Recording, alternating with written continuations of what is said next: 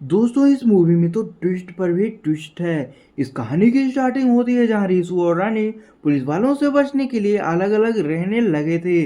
बारिश का मौसम था। रानी और अभिमन्यु खड़े थे। अभिमन्यु था एक डॉक्टर का काम किया करता था। अभिमन्यु रानी से मूवी देखने के लिए पूछता है। अभिमन्यु रानी को बहुत पसंद करता है। अब एंट्री होती है हमारे रिसु भैया की, जो बगल से गुजरता है।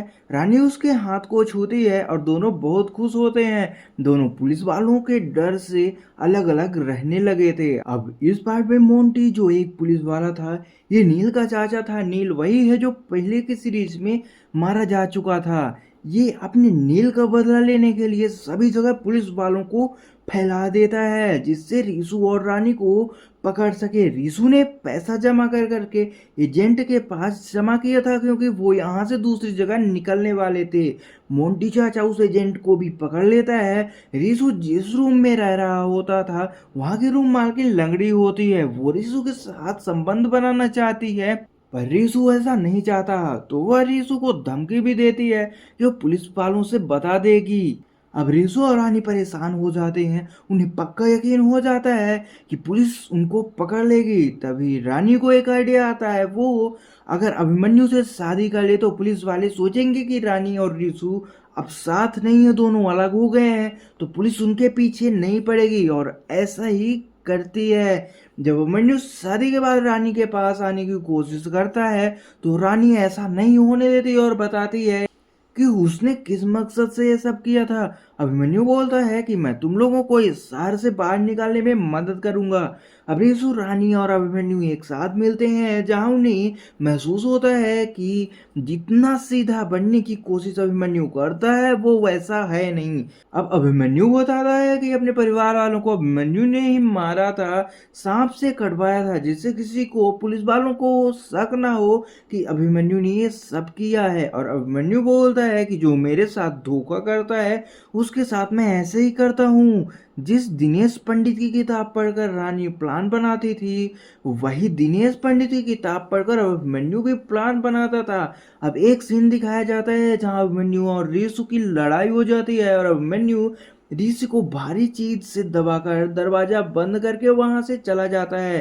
थोड़ी देर बाद रानी भागते भागते पुलिस स्टेशन जाती है और बोलती है कि मेरा पति मुझे मार डालेगा और रिसु को मार डालेगा। उसके बाद दूसरे दिन नदी के किनारे पुलिस को दो लाशें मिलती हैं, जिसमें एक बॉडी रिसु के मकान मालकिन की होती है जो रिसु से संबंध बनाना चाहती थी, और दूसरी बॉडी पुलिस देखती है कि वहां डॉक्टर अभिमन्यु का बैग पड़ा हुआ है और बॉडी के शरीर में आईडी कार्ड भी है, जिससे पुलिस को पता चलता है कि अभिमन्यु की बॉडी है। अब पुलिस को लगता है कि रानी ने ये सब किया है और पुलिस रानी को पकड़ लेती है कि रानी ने ये सब किया है और उसे बहुत मारते हैं, जिसे जानकर रिसु, जो छुपा होता है पुलिस से बच के, वो बोलता है कि मैं सरेंडर कर दूंगा, लेकिन जहां सरेंडर करूंगा वो जगह रेलवे ब्रिज होगा और रानी को छोड़ना पड़ेगा। जब रानी मेरे पास तक आएगी और ठीक रहेगी तभी मैं सरेंडर करूंगा। पुलिस वाले खुश होते हैं और ब्रिज के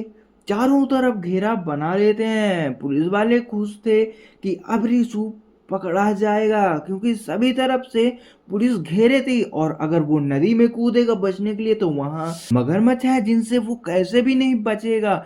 अब रिसु ब्रिज पर आ जाता है और रानी उसके पास आ जाती है। पुलिस वाले रिसु को पकड़ने जाते हैं, उससे पहले ही एक पुलिस वाला बिना ऑर्डर के ही आगे जाने लगता है रिसु की तरफ। जब मोंटू चाचा दूरबीन से देखते हैं तो पाते हैं कि ये तो डॉक्टर अभिमन्यु है। मोंटू चाचा जानते थे कि रिसु और अभिमन्यु के बीच कुछ सही नहीं है और अभिमन्यु रिसु को मार देगा, इसलिए वो अभिमन्यु को नहीं रोकते हैं। अभिमन्यु जैसे ही रिसु को गोली मारने वाला था, दोनों में झड़प हो जाती है और इस झड़प में तीनों ही नीचे नदी में गिर जाते हैं। अब ये पक्का मर जाएंगे, क्योंकि नदी में मगरमच्छ थे और पुलिस वहां से चली जाती है और सर्च ऑपरेशन करती है। नदी में किसी की लाश नहीं मिलती, सिर्फ रिसु का प्लास्टिक वाला हाथ मिलता है।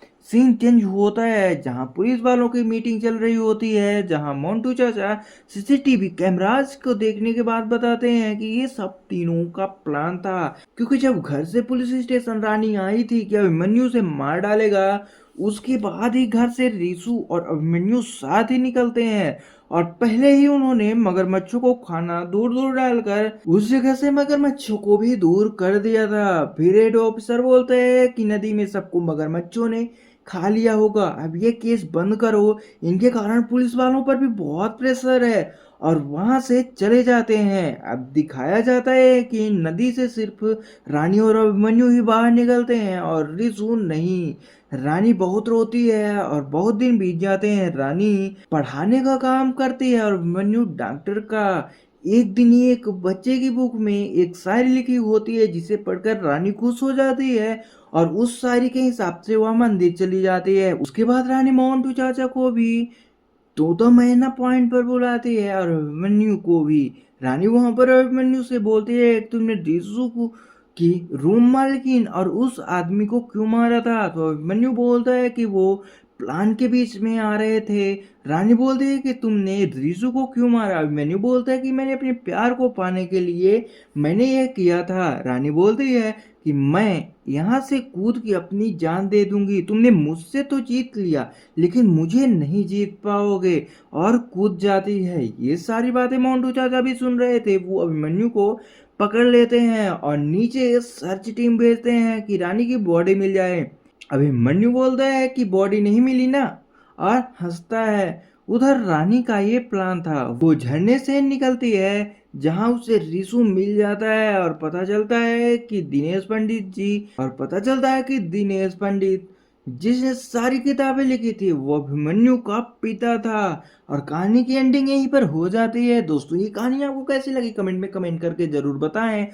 और जो भी न्यू न्यू मूवीज आती हैं उनका एक्सप्लेनेशन मैं सबसे पहले चैनल पर देने की कोशिश करता हूँ। तो चैनल को सब्सक्राइब करके अभी अभी बेल आइकॉन दबा लीजिए। तो मिलते हैं आपसे नेक्स्ट वीडियो के साथ में, तब तक के लिए गाइस बाय बाय।